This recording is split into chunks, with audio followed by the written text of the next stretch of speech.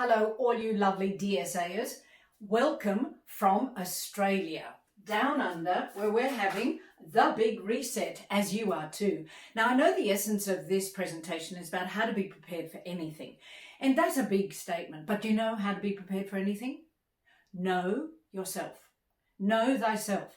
Not a new concept, and before you turn this off and go, oh, I've heard all of this before, I've done it 87 times, hang in there because there's a few new things because of the COVID experience, as I'm choosing to call it. Don't call it a crisis or a pandemic or any of those other words designed to instill fear into us. It's an experience, and we're all going through the same experience. We've gone from normal to like nothing. Everything has changed. Nothing is the same. And in your positions, and I'm gearing this for you, not the field. Many of you know me. Many of you have used me for your field conferences and events. This is for you because you guys have gone just like everyone else from normal to wow. And you are responsible now and caring for not just the corporate people and your colleagues, but also for this huge field, all of whom have become even more needy than they were before. Oh, did I say that? Anyway, the core thing that brings us back to reactivating our human potential, our full human potential, which is what I believe the COVID experience opportunity is, to reactivate your full human potential. It's to come back to caring for ourselves and understanding that caring for others as well is what makes us human. COVID compassion. And the big reset is about, I called it that because it came to me in the middle of the night one night, and there's a whole lot of rewords that are absolutely fabulous that work for this, that we'll be going through. So the first big reset, Alvin Toffler, the great futurist, said that intelligence in the future will not be measured by the ability to read and write. Intelligence in the future will be measured by the ability to learn, unlearn, and relearn. Now you think about that. That is so true today. Everything that we have learned is being questioned right now. We are having to unlearn stuff that we believed was true. We're fed information every day. We don't know whether it's true or not. And we're unlearning trust in some ways. And we're having to relearn what really matters. And so I want to cover both that concept of relearning and also from Michael Gerber's book, The E-Myth, where he says that entrepreneurs fail because they're too busy working in their businesses to take time out to work on their businesses. And that applies to life. So many of us pre-COVID were busy running around like, as we say in Australia, chooks without heads on. That's chickens without heads on, if you have that saying. I don't think you do. I didn't hear it when I was in the States. But anyway, we're running around like crazy people, and we're all so busy, and we're all so rushed, and we never have time to do anything. We have a bucket list, and we hang out for the holidays or vacation, and then we go on vacation, and it's not long enough, and we get sick while we're on vacation, then we come back, and then we rush again. And then we go, oh, I'm 60, or I'm 70, or I'm dead. And you know, most people go through this reassessment, there's another reassessment of their lives and what really matters because some personal tragedy happens to them. They get desperately ill, someone they love dies, some massive trauma occurs in their lives. But COVID has given us this experience without having to have that particularly personal element for 99% of us. Most people will not have been directly affected by the COVID in terms of their own living, but it stopped all of us and allowed us, if we consciously choose to do it, to reevaluate, to re-examine what's important. And I'm coming up for my 66th birthday, but I don't act like it, and my body isn't 66, my body is only 40. That's what I believe. And that's what's happening inside because it's what I believe. And I don't have time to go into this, but epigenetics teaches us that our beliefs determine what happens in our bodies, not our genes. Our beliefs determine it. Anyway, so I believe I'm 40. But back to what I was talking about, which is that in the last 3 years, I've worked on myself my whole life. When I was 21, I bought a Wayne Dyer book, and that started my personal growth and development journey. I love learning. It's one of my core values. And I have forever, I've been a speaker for 35 years, excuse me, and I have forever tried to be authentic and real and I've got swallowed a fly, and to be someone who, excuse me, was always the same on stage and off stage. And 35 years ago, Michael Grinder, who was my mentor, said to me one day, you're a different person on stage from off stage. Well, he might as well have stabbed me in the heart, because that was the core value that I had. I always wanted to be real and authentic, and I truly believed I was. Well, you know what I did? Humans are very clever. I ended up taking the persona that I had created for stage, and instead of bringing Amanda onto the stage, who I really was, because I actually didn't know who I really was, I took my persona and transferred it to Amanda. And it wasn't until 4 years ago when I started to work with a man called David Martin, and if you go to his YouTube channel, it's David Martin World, that I discovered how little I knew myself. And when I started to find out who I really was and the stories that I had told myself that were ruling my life changed. And my income doubled. I started talking about these things that I always thought I talked about, but obviously I didn't. And I started to share these stories, and seriously, my income doubled. I was convinced I was just going to go downhill because I wasn't as funny as I used to be. And I always prided myself on great content, but I've used enormous amounts of humour. Well, I still use humour now, but it appears that the content is touching people's hearts in a much bigger way. And it's something that I've kind of consciously done, but I've kind of unconsciously done because who you are shouts so loudly, I can't hear what you say. So who I am now on stage, in front of this camera, in front of you in a Zoom meeting, when you do this too, remember, there is a quantum field. And my core tenet with virtual presentations is to connect heart to heart through technology.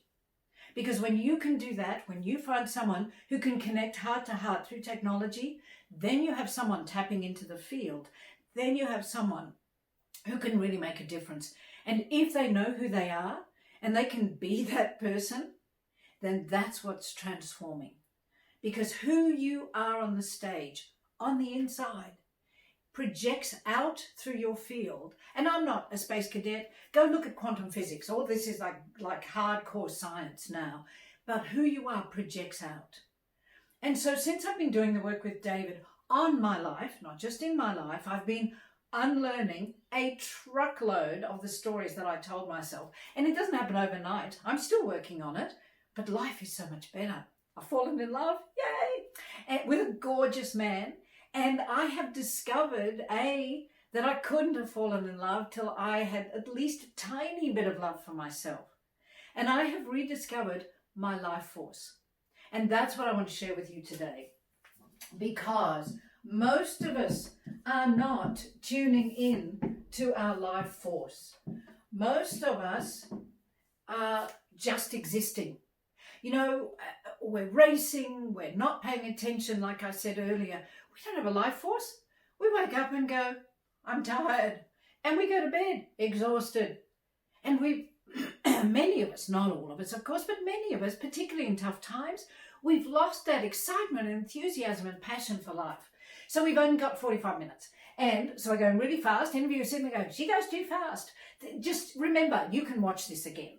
And I'm trying to give you as much content as I possibly can so that you can take elements of it and work on your life with each element, within each element, and find out who you really are and rediscover your life force. Because honestly, once you get it back, it's amazing. Anyway, so the L stands for, and by the way, remember, it's the big reset. So all of these have re in front of them. We need to relearn. We've already learned, and we tend to think that what we've learned is right. But guess what? What you've learned is just what you've learned. I mean, some people learn that the earth is flat. Some people learn that, I don't know, everybody learns different things. They learn it from their parents and they dead set believe it's true. That was what I was trying to think of. Like, you have a big ham and your grandmother used to cut off the leg of the ham. This is a common story, but it's such a great metaphor. And always. And so you went through your life thinking, well, we always have to cut the bone off the ham and bend it in. And that's just the way you cook ham. Well, no. Once you go into the story, you find out that your grandmother had a really small pan and the only way she could fit the whole thing in the pan was to cut the leg and bend it back. You just learned it. Wasn't true. Wasn't necessarily real. Just learned it.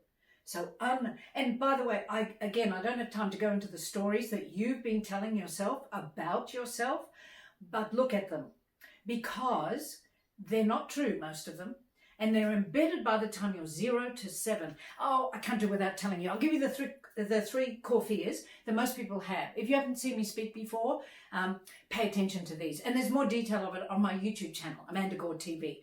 So the first core fear is I am not worth loving. Or I'm not good enough. Most women get the I'm not worth loving. Most men get the I'm not good enough, but it swaps. I told myself I was worthless. Something happened to me between 0 and 7. I was molested. My father was an alcoholic, stories like that. And I had told myself I was worthless. That's one of the things I've had to relearn, unlearn and relearn. The second core fear is I'm unsafe in some way. Very common for children of alcoholics or mentally unwell parents or drug addicted parents. And the truth is 99.9% of the time we are safe. And the third core fear is fear of separation. And this is something that COVID has brought right to the forefront. But it's mostly the separation from who we are. That's why I'm focusing on knowing yourself, knowing who you really are, and at least beginning the journey to find out.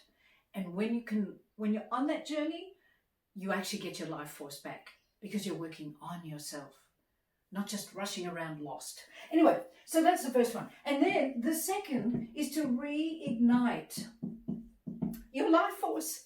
And I just gave you the strategy for that. Because by making a conscious decision to work on yourself, to look at those core fears, to challenge them, makes a world of difference. Because the next one is F.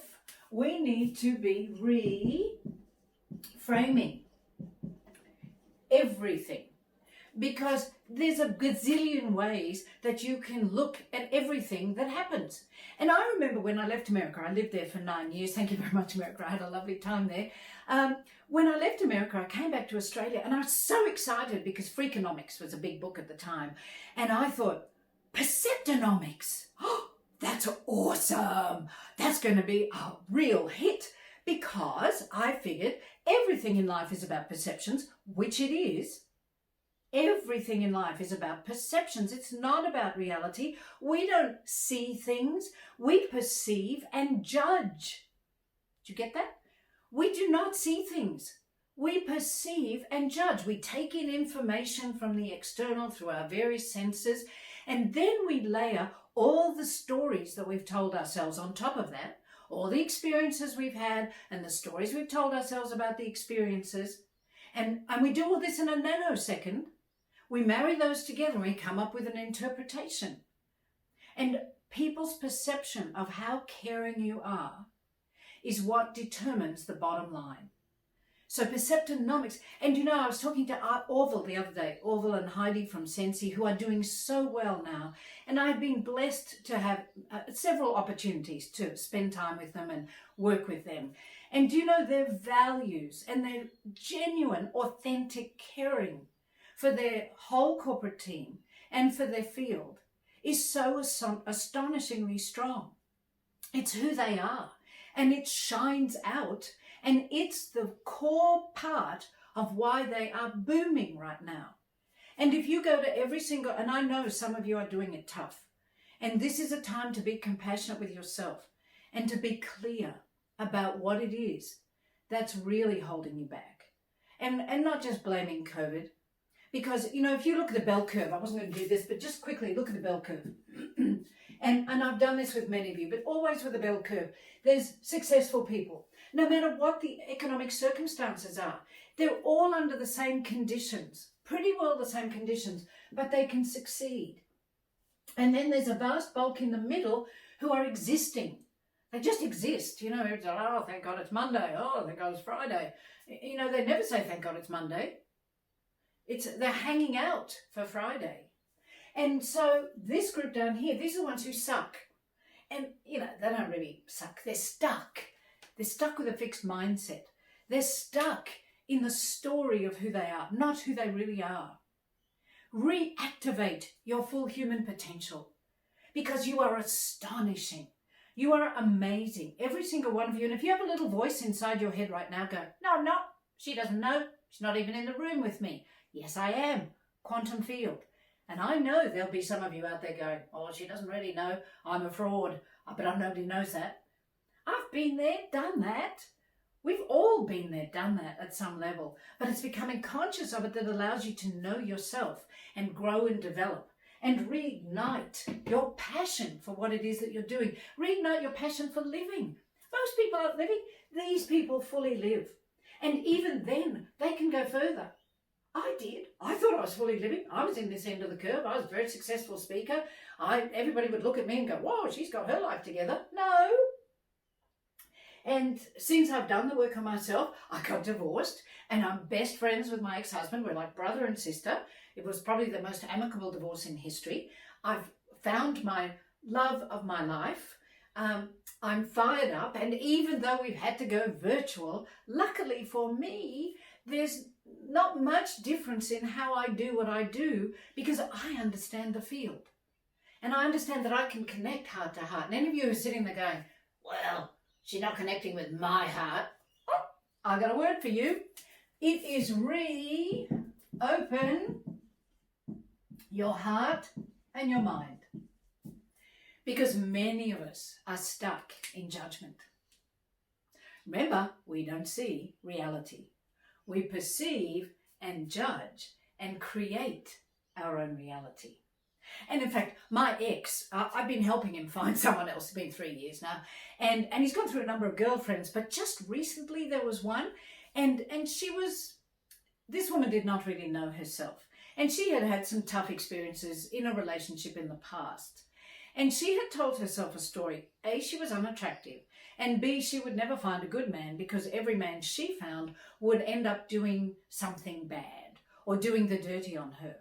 Now, my ex is a really, really decent human being, a very great leader and a decent human being. He never does the wrong thing by people. He was a brilliant leader because he genuinely cared for people. And so she basically put the death knell on the relationship because she believed he was going to do something. He didn't, but they just drifted apart because it wasn't easy for him to be around that. She had closed her heart down. She had closed her mind down. She wasn't willing to look at anything. I mean, she thought I was evil incarnate because she couldn't believe that it was possible for a man and a woman, husband and wife, to be friends after a divorce. She just thought I was like insane. And so without an open heart and an open mind, then we're never going to learn anything else. So keep listening because there's a purpose. Anyway, so if we go to reframing, the most important thing in life, above everything else, which still ties into who you are, is how you feel about yourself. And that's the other F word, how you feel about yourself. Now, our feelings come from our thoughts. But the problem is, epigenetics shows us that 95 to 99% of the time, we are literally unconscious of our thoughts. So if we can wake up, in fact, if you're sitting with a colleague, if you're allowed to, or if you're sitting with one of your family members, grab them right now and shake them by the shoulders and have them shake you and say, wake up, wake up. Sorry, we have little midgies in Australia and they fly into my office area and they're very easy to swallow, and I think I've just swallowed one. Anyway, so grab each other and shake each other and go, wake up. And if you're sitting by yourself, don't just sit there and go, ah. Grab your own shoulders or look at yourself in the camera and pretend you're shaking yourself and go, wake up, wake up. Reactivate your full human potential. You are an astonishing being. And those fears are not you. Oh, I wasn't going to tell you this, but I will now. So let's go to reverence. So reverence is something we don't, R-E-N-C-E. Yeah, that's it. E-N-C-E. Very hard to do all this, think and write at the same time. if you think about reverence, you know how the Buddhists, the Tibetans, and Indians will put their hands together and go, namaste. Namaste means my spirit salutes your spirit. And for me, that's a good symbol for reverence. And if you're sitting with colleagues or family right now, even if it's kids, children need this too. Just quietly look at them and go like this. And if you've got time, I'll give you a little, like 40 nanoseconds to say, my spirit salutes your spirit. This is what's in your heart. Open your heart to do this. Make that connection, because the COVID compassion is only going to come when you can connect your heart to somebody else's heart, whether it's through technology, in person to person, on the phone, because you can do it. Just be caring. Just genuinely care about other people, but for you to have the oxygen to give them, the energy to give them, which brings me to an E, re-energize. That says energize. You've got to have energy to give to others. So you have to do something to give yourself energy. Give yourself permission, will you, to do things that recharge you.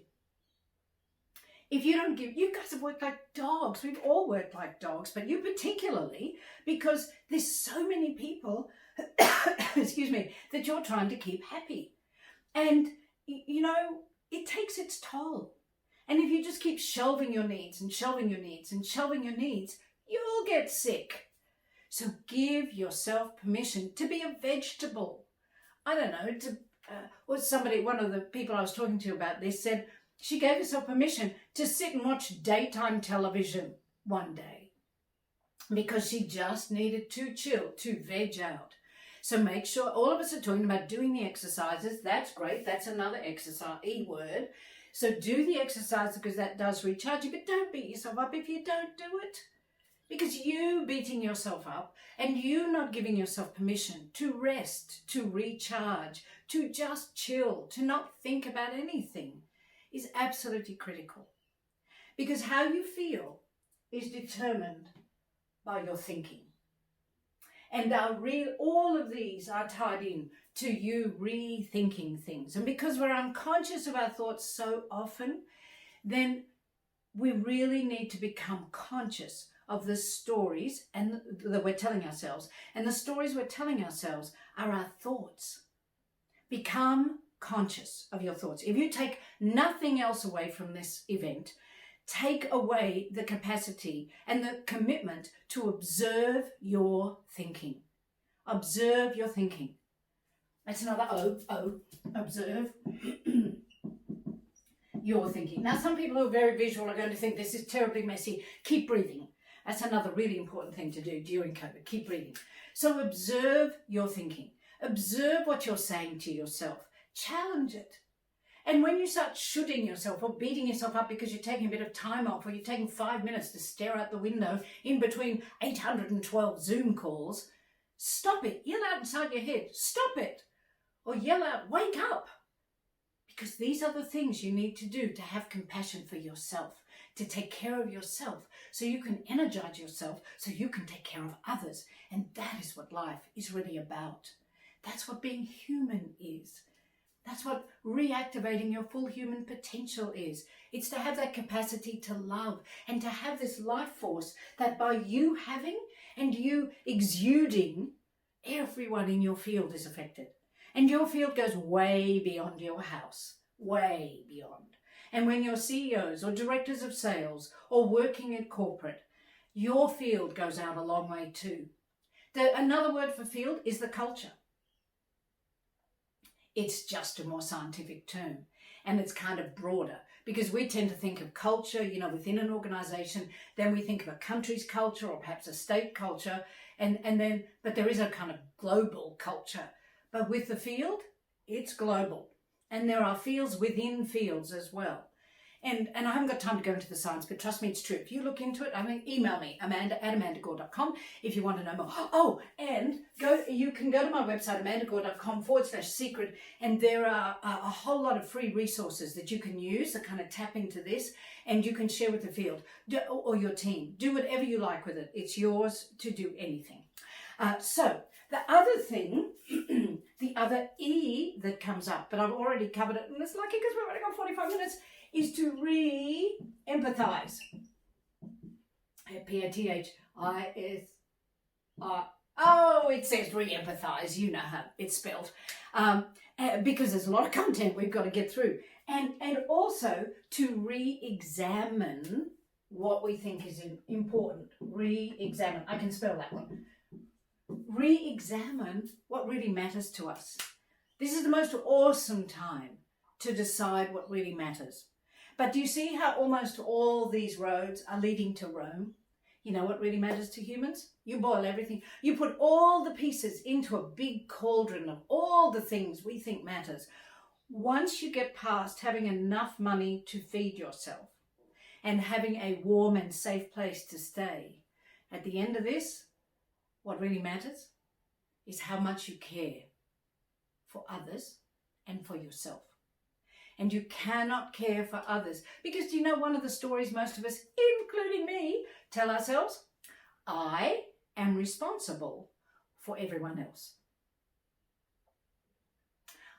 I built my whole career on that belief, and I became one of the most nightmare friends you could imagine because my job, in my mind, was to fix people because I was responsible for them. Now, do you think I took care of myself along the way? No, I was too busy fixing everybody else, even though there was nothing wrong with them. And more importantly, they did not ask me to fix them. And that was a very tough lesson for me to learn. It was a very, narcissistic thing to do. And do you know the interesting thing is I knew I had become aware that I was doing it. My ex-husband helped me understand that. And I couldn't stop it. I knew I was doing it, but I couldn't stop it until I found out about the experience where I told myself I was responsible for me. I didn't even tell myself I was responsible for everyone else. I was being molested, and as a 2-year-old, I tell myself I'm responsible for me. But as I grew older, and I went from these concentric circles. So see this, you in the middle, this is who you really are. This is your essence, your real essence. This is your core, your source. It's your source code. This is, you came to Earth with a specific, unique energy and an astonishing essence. Do you know the moment an egg is hit by the sperm, there's a flash of light? You are an astonishing being of light. You have an astonishing essence and energy that only you hold. It is your full human potential. And you came to this planet to release this. But between 0 and 7, that source code, the pure who you are, gets corrupted. And this corrupted code, in my case, I am worthless. My job is I am only responsible for me. No one else will ever be responsible for me, which I expand into I'm responsible for everyone else, which I expand into and it's my job to fix everybody else. I'm worthless, translated into people-pleasing and having to be the best at everything I did and stretching myself to the millionth degree so that I could prove to everybody else I was, worthy of love. How do you think that worked for me? Well, outside, ostensibly, looked like it worked really well. Inside, sucked. I was this speaker on joy. I'd written a book on joy. Do you think I was joyful? No. Do you think I had a life force? No. Did I know I was a fraud? At some level, yes. And it wasn't very comfortable. But I chose consciously to address it. And I was very fortunate because the avenue to address it presented itself. But so then the code gets corrupted. And every other aspect of your life, every relationship, every job, every your parenting element of your life is then run on the corrupted code.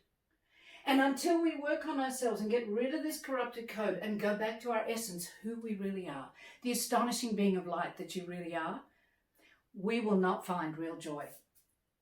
And because we're doing really well on time, I want to come back to this word for a moment because it's critical and it ties into a lot of the ones that we've talked about already.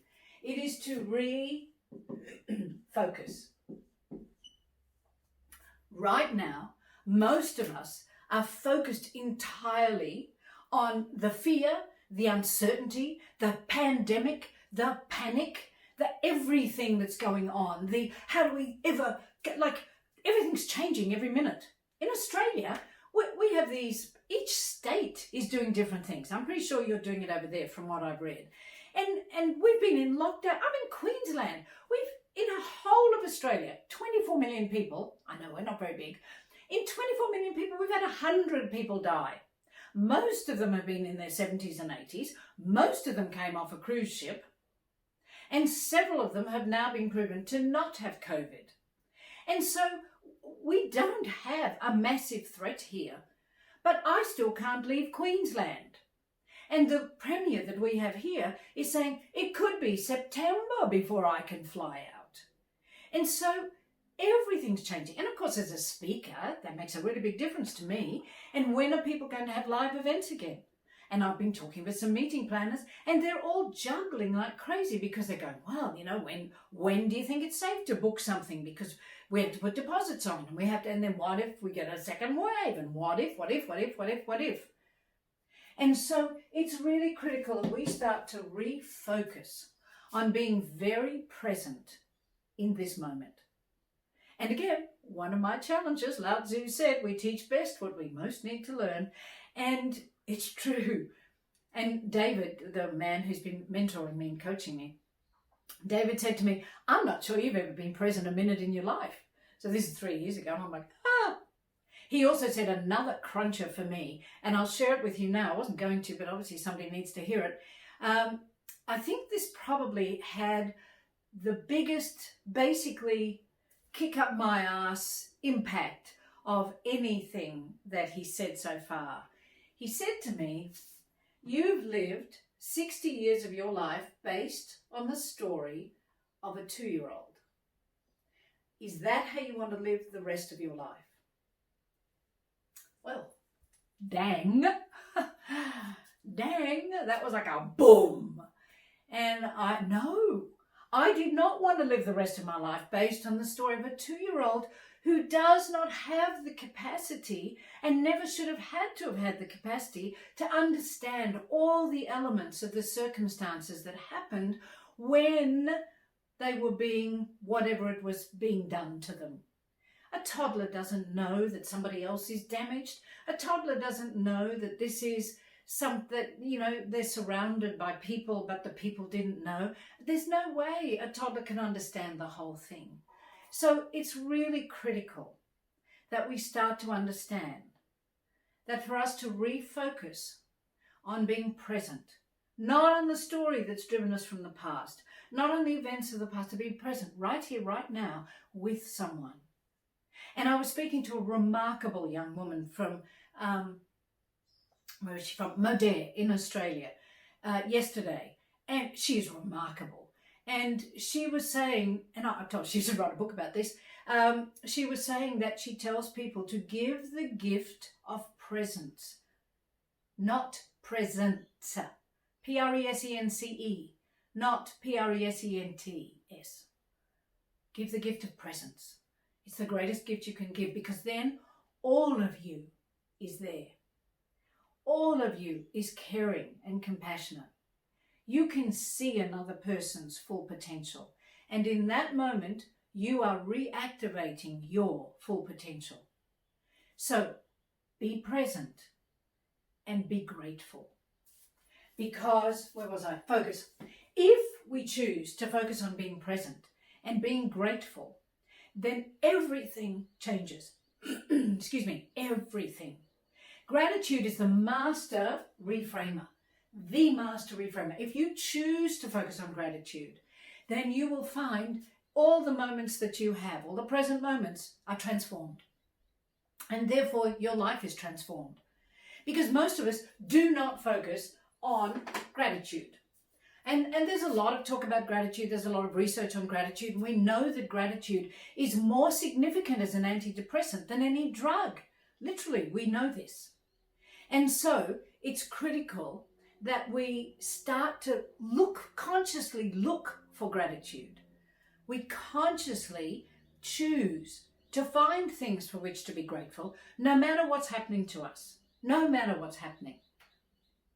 because we can. And if you're sitting there going, well, what's there to be grateful for about what's going on now? Well, let me share with you a concept that David had taught me, so David Martin.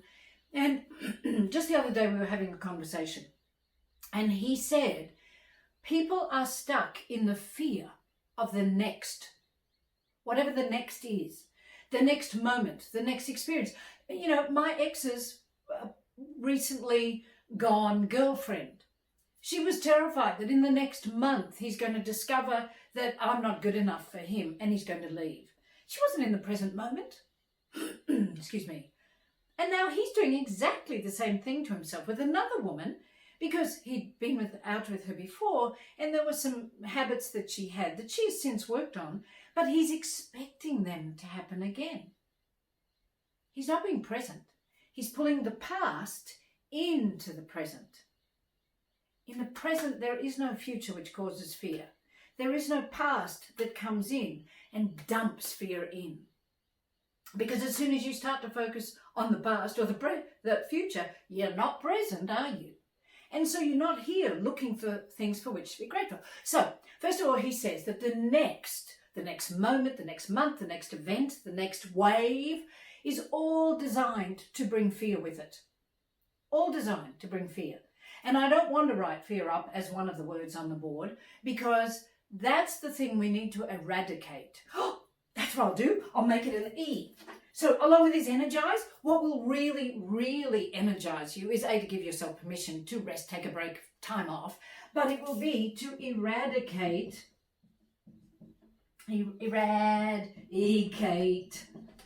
fear. We haven't got a lot of time, so if I've misspelled it, just keep breathing. Is to eradicate the fear. Because there is never a next. There is only another now. And he says that the truth is, the experience for most people, and this is true, is that for 99.999% of the time, every next moment we have is good. It is monotonously good. And he has said that. And if you think about it, when you woke up this morning, A, you woke up. B, your lungs were working. C, your heart pumped all night as well as your lungs working. Your kidneys filtered things. Your liver detoxed you. Every aspect of your body worked pretty well, if not very well. And certainly your lungs and heart did, because you're still alive. And if you think about every moment of your life, the vast bulk of them are monotonously good. Very rarely do we have a massive crisis, excuse me, or do we have, I don't know, we have a fight with our partner. We have a fight with our partner, but generally our partner stays there. Generally, we find a way to sort it out. Generally, things become good again. And yet we never focus on monotonous goodness and gratitude. So go for it.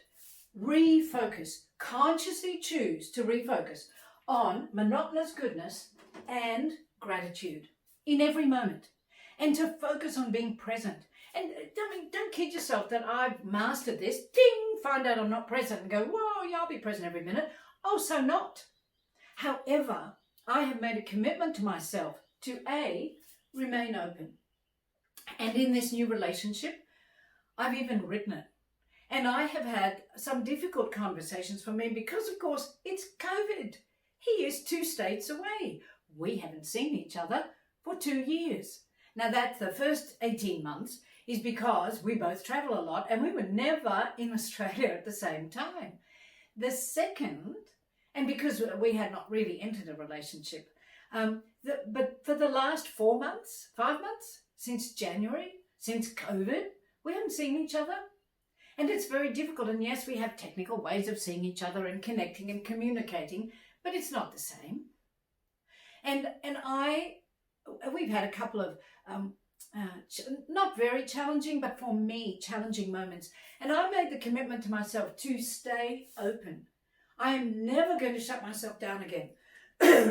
Never. But to do that, I have to stay conscious and I have to stay present and I have to go inside. I have to go inside and I have to work out how I'm feeling.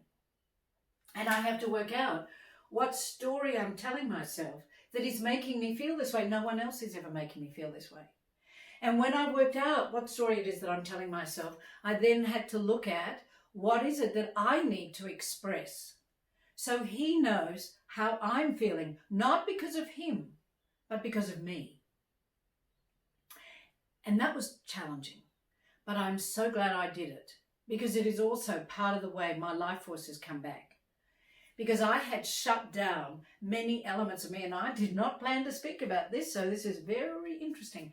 I had shut down, I will use, a gracious term, my entire femininity in all aspects. I'd completely shut it down. And I remember a year after my divorce, when I'd kind of settled a bit, sitting on my balcony with my roomie, I don't know what you call it in America, with my housemate. I have a lady a similar age to me who lives at my house with me, because when I travel, I need someone to take care of it. And I love the company. And so we're great friends. And I remember saying to her, you know what? I don't ever want to have another relationship. I'm so happy by myself. I'm so content. You're fun. We have a great time. I don't ever want to have sex again. There, I said it. Keep breathing. I didn't think I was going to say it. Even I have to keep breathing. I just didn't want any of that. I thought, no, too hard. Well, it is part of my life force coming alive again. I didn't know it's possible. I didn't know it was possible to love someone this much. I didn't know it was possible to find such a great person. I didn't know it was possible for what had died inside me to come alive again. So it doesn't have to be your masculinity or your femininity. Read whatever you want into that. But all of us shut something down. And the COVID experience is giving us time to open it up again, because who you are really, really matters.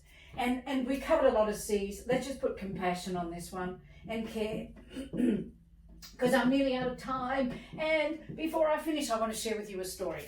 And this is a story from a woman called Elise Bridges. And she appeared in the first Chicken Soup for the Soul. And I'm sorry, I have to read it because it's a long story, but it's called Who You Are Makes a Difference.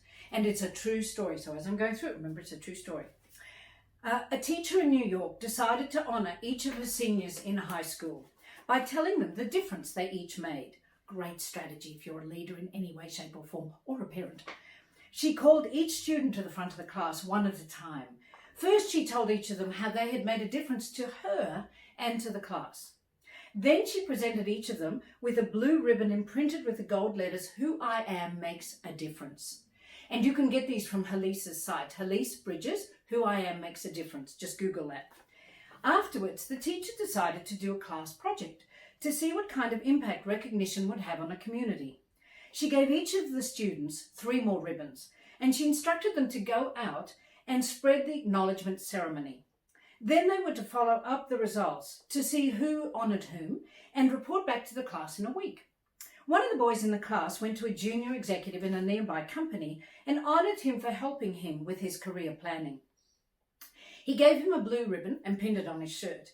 And then he gave him 2 extra ribbons, and he said, "We're doing a class project on recognition, and we'd like you to go out and find somebody to honour, to give them a blue ribbon, and give them the extra blue ribbon so that they can acknowledge a 3rd person to keep the ceremony going. And then please report back to me and tell me what happened." Later that day, the junior executive went in to see his boss, who had been noted, by the way, as a kind of grouchy fellow.